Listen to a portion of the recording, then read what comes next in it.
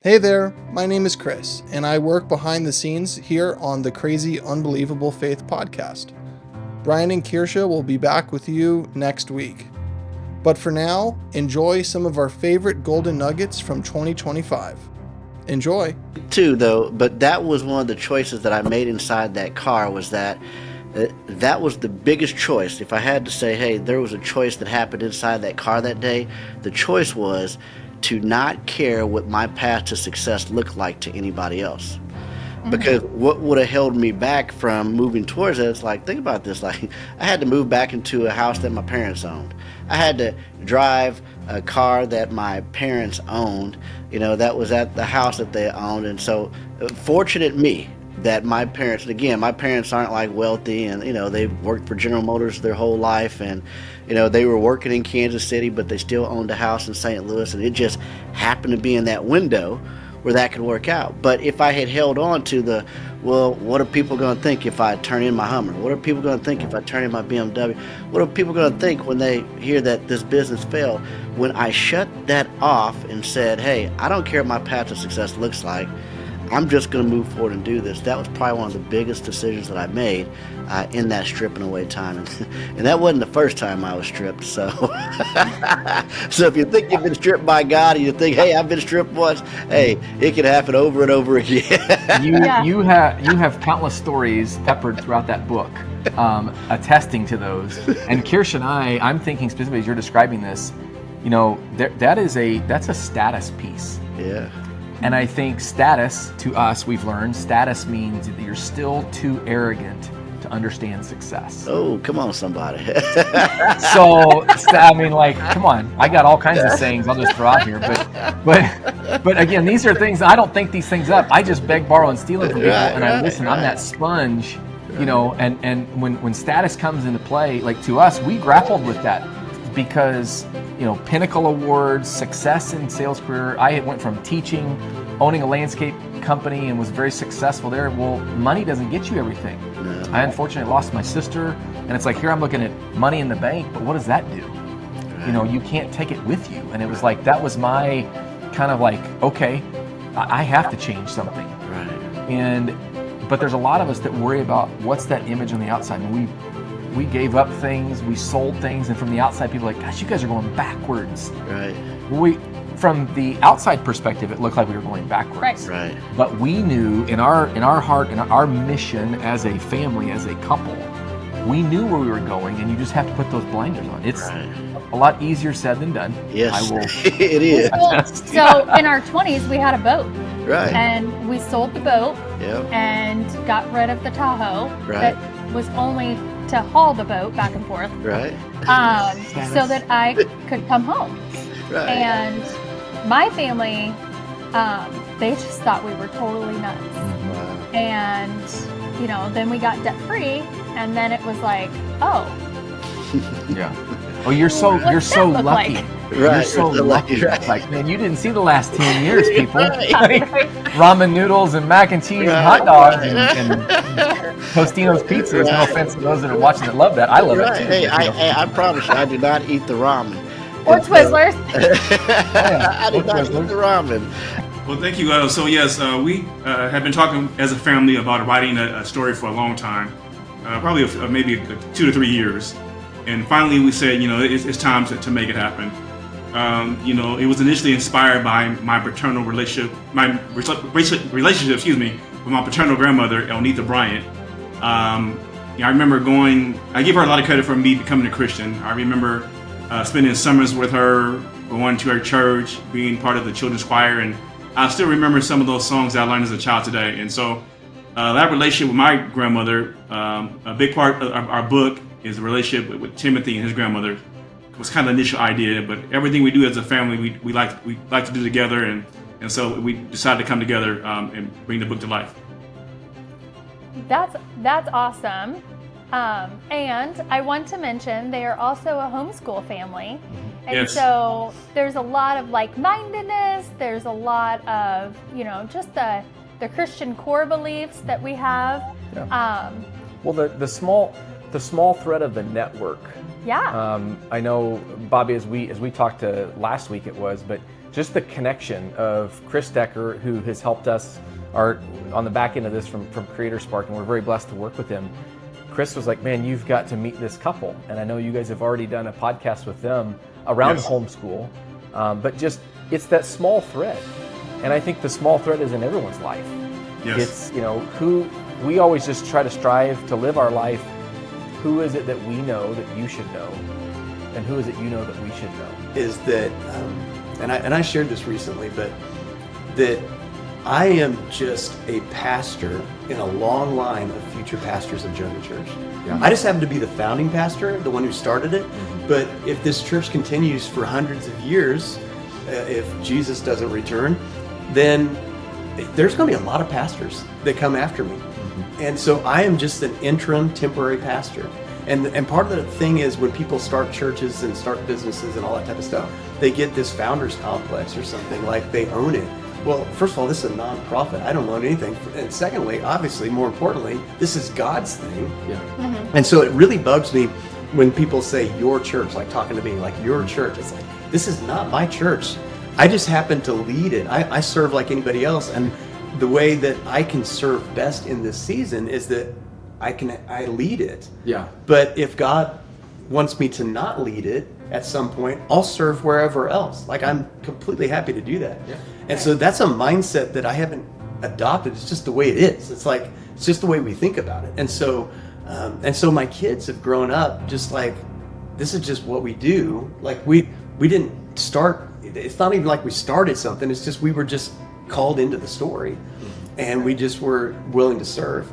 And so that's been really, really helpful, just that mindset. Like this control has been talking about mostly like me and my control, right? And I just think it has this like ripple effect that not only am I growing with my relationship with God by being faithful, I think a lot of people see it as well. So like even in the next, iteration of me following, and it might seem crazy, unbelievable to somebody else, the moves that we're making, they get to see the faith that comes through. And Brian, you said like selling, your house and building. This could be a whole nother podcast about like holding on to that money, right? Like I was actually really scared to move into this neighborhood because it was way above our budget. And I'm like, God, like, I feel like I want to be a good steward of your resources. Like, I don't think we have this money, but you want us in this neighborhood.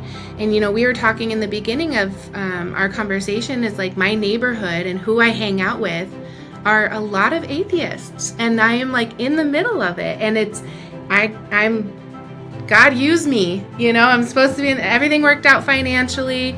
We love our neighborhood, we love our community, I love the people that we are spending time with, and so God is just on the move again, even though it wasn't very clear on paper that we should sign for this house, I had a cable business. I was doing cable in Cleveland, Ohio. And we were building, it was all over. It was Ohio, Virginia, New Orleans, Tennessee. We're doing supplied labor to these cable companies. The guy's been with me probably 10 years.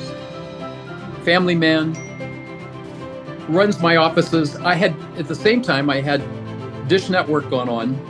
I had DirecTV, and I had cable, all three. And everybody knew that I was doing all three. So I felt like I really couldn't be involved in the cable business. So I was counting on him. I paid him very well. The business was growing. And then all of a sudden it stops growing. And I have to put money in. It's like, wait a minute. Why am I putting money in this thing? I mean, it should be like, this is 10 years later. God exposed to me that this guy was using my credit cards to pay for sex. He'd taken one of my trucks and given it to his church and church school. He belonged to a Catholic church, and they had a school. And so he gave them the truck to drive and filled it up with gas all the time. He hired a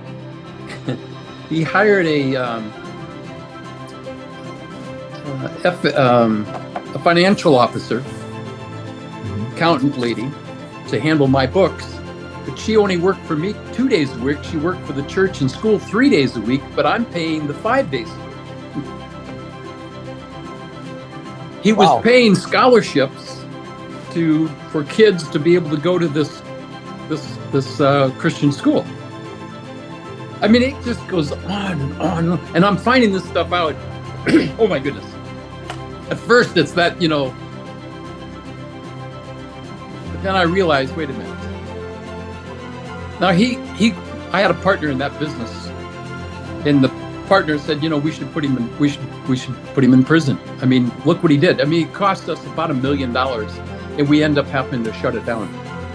$1 million, maybe more. The other thing he was doing, I didn't talk about, is he set up a company in his name, XYZ Installing Company, and every month he would bill for something he never touched, never did. I mean, it was like $10,000, $15,000 a month in work that he's billed us for, but never did it, right? Okay. Wow. So my partner's saying, we need to put him in prison. I mean, I got to thinking about it. Wait a minute, he's got 2 junior high kids. I think they were 6th grade to 8th grade. The girl was the youngest, the boy was the oldest. And I started thinking about, the ones that's going to get hurt here. I still get emotional about this. The ones that's going to get hurt are the kids. It's not going to be him. Yeah, he's going to go to prison. Mm-hmm. But his kids, this is developing time. So I went to my partner. I said, let's have grace. Let's watch God work in your life and my life, because we're not doing it for him. We're doing it for his kids. Mm-hmm. We did. So now, fast forward, I don't know, it's been 10 years probably. This just happened like a few months ago. I get a call from a guy, and I look at my phone, and it comes up his name. And I'm thinking, that was the brother-in-law to the guy named Alex who did all this to me. Okay. His brother-in-law. So I answered the call. I said, hey, how you doing? And he said, oh, I'm sorry. It was a pocket call. And I said, that's okay.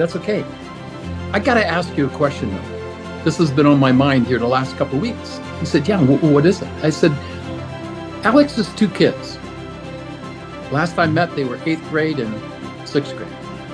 How did they turn out? He said, oh, Jerry.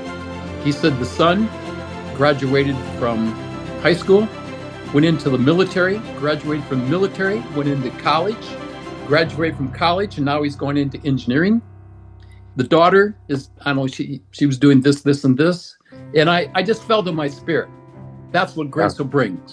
And ultimately, my freshman year of high school, so about 1.5 years, 2 years later, after my initial meeting with him, I somehow found contact with him again. He was actually grooming kids that were a couple years younger than us, and through mutual friends, I was like, oh my gosh, I know you, I remember you, like you're this cool guy that was taking me paintballing and stuff. So ultimately what was going on with the whole situation, I'm not going to get too deep into it, but he was jailbreaking our phones and other devices, which means we could get all the apps for free, all the music for free, all the movies for free we wanted.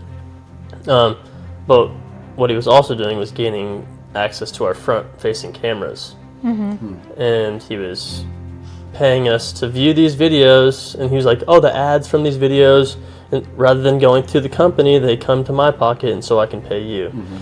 But he was getting the money from recording us and selling, and we had no clue he was recording us. We just saw the dollar sign, and we saw the sexual activity going on screen, and we were like, oh, double whammy. I'm gratifying myself and I'm getting paid to do it, like that's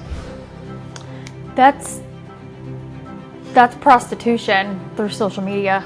It was exactly what it was. It was what it was a child exploitation case. He got charged with 50 years in federal prison ultimately.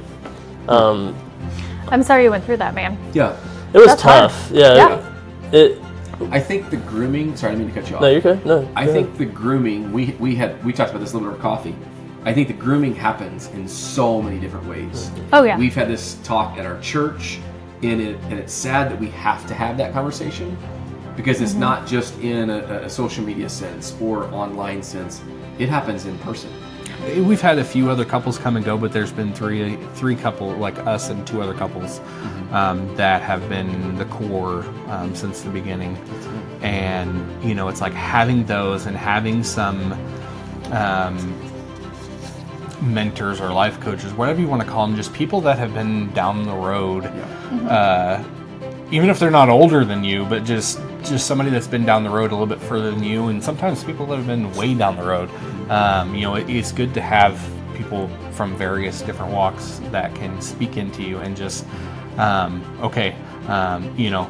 you're in the middle of this and you can see the 200-foot view, but like, hey, I'm looking at the 10,000-foot view. Like, you're doing good. Like, just keep going. Like, yes, I know this kind of sucks, but the storm is almost over.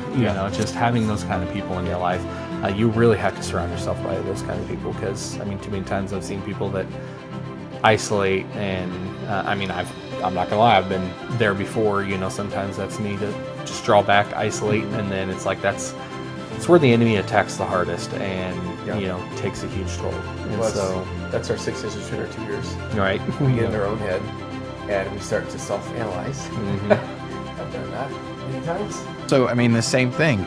As a leader, I wanted to be a servant leader like Christ. Jim was the same way, knowing that he wasn't there for maybe a week at a time or a day at a time. It didn't affect anyone else too, because we were so steady on, here's the vision, here are the goals. And the other piece is, when Jim does come back, like, I don't ever want to disappoint Jim. And I know there's no pressure, like I don't have to be perfect, but I'm going to come to work every day. I'm going to do my job, because we agreed on a vision. We agreed on a mission. We agreed on our purpose. And we're going to do that every single day. And then when he comes back to know that, hey, we were good and faithful servants, and we did that. And so you will take this while you're going through that. It's going to be fine. And he would extend that same empathy to us, or same compassion even to us, if there was something going on in our life. Like, no, we'll pick up the slack. You go do that. Yeah. So sorry if I stole your thunder, but I would jump in first that time. No, I was just, giving grace, expecting grace, giving grace. Going to say grace. Yeah. I think that is key, as everyone walks through life, because we don't know what people are going through on the other end. You walk into work, just like you were saying, Dr. Cummins, would come in, like, just, steady Eddie, but you didn't know what was going on behind the scene. And I'm thinking of our viewers, our listeners. Like, there are people, just this short message that's come out today, there are viewers that are probably thinking, gosh, again, awareness to things, maybe reading a blog post about another colleague. Like, it's just that simple reaching out, or just saying, how are you, or a smile. Really kind of what drove me through my career is just those type of things. And growing up somewhat, we went to church at those things, but it was later, as I started to mature, that I really started to dig in and spend some daily time. And after my diagnosis almost 9 years ago, that's when things just got to a much deeper level. You get to a point where it's just complete reliance, even to the point during the day, daily activities, it's just more of a conversation. And so there's certainly been an evolution of depth of faith, connection, I guess, for lack. Jim, when you were talking, I had the image and the example come to mind of when Simon Peter had to walk on water, and how the water beneath him was rocky, just like you were just explaining in your story, that the water is rocky, but Jesus still called him and led him through that rockiness to him. And as soon as he took his eyes off of Jesus, he fell into the water. And in that story, that of your example, it allows us to see that as long as we keep our eyes fixed on Jesus, He will lead us through those rocky times and to firmer land. Well, I think that the Lord wants you to know who your identity is in Him. Certainly, He gives us that through His Word, and so that's what I relied on. But beyond that, there are certain things that have just been affirmed in me over the course of my life, that this is who God has made me to be. This is how He has gifted me. But it's more than just like what I can do for someone else. It's more of it's more of embracing my specific expression as His son in the context of a kingdom that He's leading. And so that's the going back to Him on a continual basis, because it's easy, again, to your point, it's easy to lose that, but going back to Him and saying, what have you made me for? What is it that you want me to walk into?